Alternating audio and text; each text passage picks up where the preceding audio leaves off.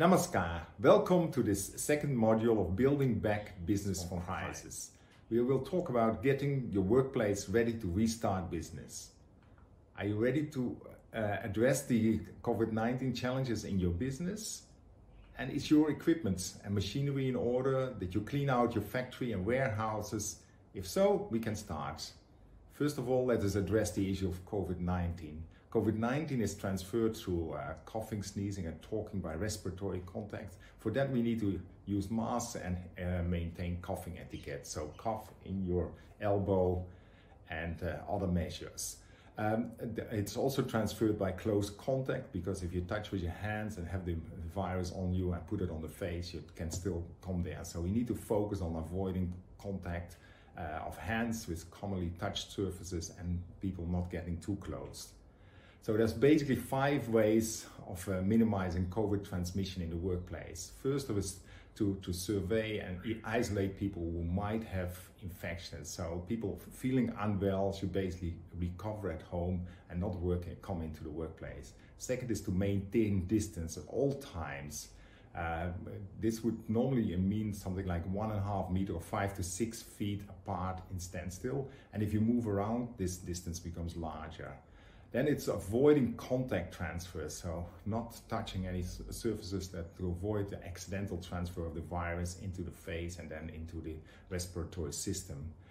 Then, of course, also practice hygiene, so sanitize in particular your hands. And as a 5th component, we can use personal protective equipment as an add-on measure. So let us start with the first one, to screen the health of all staff, contractors and visitors before entering the company's premises. This can be done by a self-declaration. People declare that they don't have symptoms. Then, of course, we can check the temperature, which they have with a contactless temperature scanner. If you have more than 37.5 degrees, 100 Fahrenheit, you do not enter and you seek medical attention. If it's more than 38, then maybe there's a case to investigate in the company who has been in contact. And then, of course, also restrict non-essential entries, so food deliveries, other things, and also avoid people who are at risk because of age or underlying conditions. But in this whole issue of isolation, please keep in mind that we should avoid stigmatization of people feeling unwell. And also keep in mind that even people who are feeling well can be still carriers of the virus. Secondly is to maintain the distance. So for this we need to decongest your business to enable 5-6 feet interpersonal distance for everyone at any time. In all areas we should avoid sitting opposite each other. So not opposite on the table, not opposite on the conveyor belt. We can look at staggered shift times so that we don't start all at the same time, but with 5-10 minutes difference. We go at different times to lunch. We have designated pathways and location markers where we do things, and we minimize physical gatherings. We can also disable half of the seats, half of the toilets, half of the taps, etc. In the factory and warehouse, we should look at a one-way flow of goods and people, so people cannot run into each other. All activities aligned to specific locations, and spacing out work locations, so putting work locations further apart, or if that's not possible, put up some divider or sheeting in between. Then, of course, it's also avoiding contact transfers, so minimize the risk of contact transfers by reducing and eliminating touch points. And touch points are surfaces which are addressed by many people at the same time. So in all areas, use sensors or food switches on doors, lights, machinery and so on. And discourage the touching of railings and guards on stairs and so on. Encourage operation of the door with your elbow, with your feet, and increase ventilation and reduce air conditioning. If you use air conditioning, make sure there's proper filters in there. Everywhere in the factory, in the warehouse, you could first of all hold incoming goods for 1-2 days, so then the risk of the virus transmission is minimized.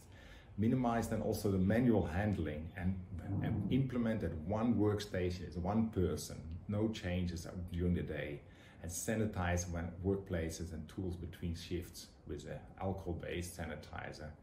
In terms of business processes, we would recommend to go paperless, go cashless, discontinue biometric systems, and terminate the use of reusable cups, plates, etc. Fourth is then practice hygiene, which is first of all personal hygiene, so stop sharing, adopt healthy habits and regular hand wash and sanitization. Observe the coughing etiquette and use own water bottles and no spitting. In terms of cleaning and sanitization, we need a pre-start cleanup and fumigation, frequent cleaning of high touch points like doorknobs, surfaces and so on, and wipe working surfaces and objects, tools between shifts. In terms of staff facilities, we remove common towels, provide healthy food, so only cooked or pre-packed food, eat at a desk where possible and not opposite each other on the tables, alternate seating in the cars and buses. And we can complement with personal protective equipment. First of all, in regular use out of the house and at work, it would be a face cover, a mask or gloves. But if we're dealing with a suspected case, then there's more need for a full body suit, eye protection and gloves, but it would not happen in a normal working environment. Of course, important, before you put on any PPEs or remove it, sanitize your hands. Otherwise, with your hands and putting it on your face, you can infect yourself. And personal protective equipment like masks and gloves are to be collected separately and treated as suspected waste for COVID-19. Of course, we also need to look at our equipment and utilities. Are they operational and undertake the necessary maintenance? Machinery and accessories like tools, dies, lubrication, hydraulics, where is the tear and wear? Has there been dust accumulated? Are there some rusts or leaks? And look at utilities for the power, steam, compressed air, cooling, lighting, all get it checked in terms of buildings and vehicles as well. And let us not forget to look at the fire and safety and environmental systems. It's also an opportunity to clean out your factory. You are reorienting workstations, so use this opportunity to then also improve the workflows and operations. Remove unnecessary, unwanted items to a dedicated area, put a red tag around it. If they're not picked up in a month, then nobody needs it anymore and it can be disposed of. You can then also look at putting signs in there so that it's visually clear how the workflow should go, and that is then referred to as a visual factory. Are you ready to restart? Is your machinery in working order? Is your factory tidied up? Did you take measures to prevent the spread of COVID? If so, we wish you success in getting your business started again, and do access the resource materials for further tips and hints.